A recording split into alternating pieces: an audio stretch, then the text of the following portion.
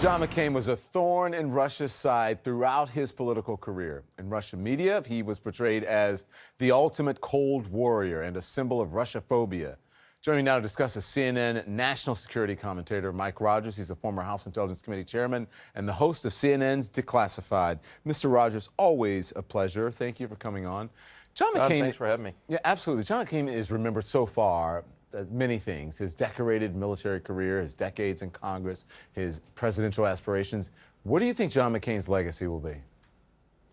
You know, I think he's that guy that did work to reach his hand across the aisle when it wasn't popular. I think that's going to be a big part of it. He's very hawkish on national security. He believed in the importance of U.S. engagement in the world. I think that's going to be really important. You know, he led so many congressional efforts around the world to try to work out problems in real time.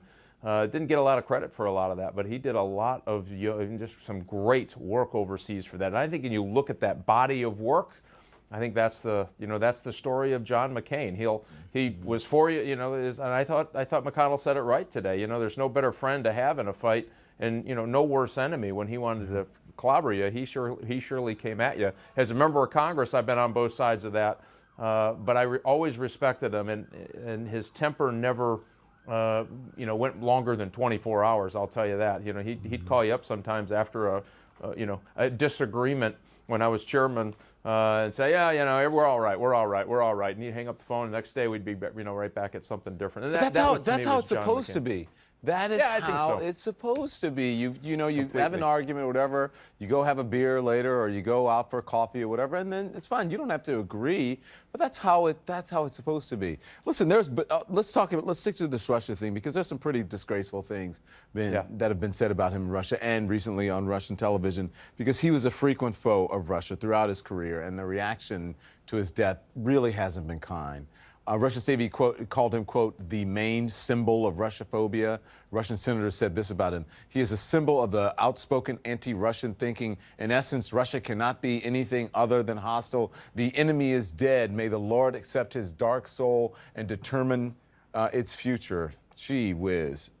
Why was McCain so? It's harsh, but why was he so unpopular, which was a good thing with the Russian government? It was a good thing. I mean, actually, if John McCain were on your show right now, he would take that as a badge of courage. Exactly. Because he had the courage to stand up. He was very sober about what the Russians have been doing, not only recently, but over the last 40 years. You know, they can put on a happy face, but they have been pretty ugly actors around the world. And they do it with the levers of power that they have. They don't have an economy. I mean, when's the last time you bought anything that said made in Russia? Not recently. And so what they do is they use their intelligence services, they use cutouts, they do the things like they did to us in 2016. And John McCain understood that force was always and constantly at work to great democracies, including our allies, and was always willing to stand up. So I don't think he would even be bothered by it. I think he's probably got a bit of a smile on his face that the Russians, who he knew and frequently called out for their activities, now think that he's no longer important. But what they don't understand is I do think his legacy of that hawkish work across the aisle, U.S. engagement will transcend John McCain in a way that I think he'd be proud. He spent 5.5 years in a Vietnamese prison after being shot down from a bombing mission in 1967.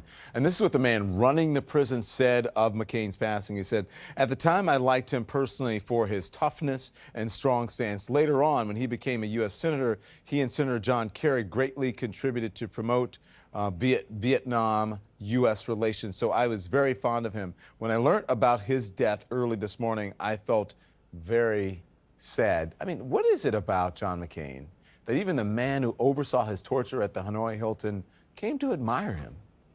You know, this is one of those moments, Don, where you say we should not cry that he died, we should smile that he lived.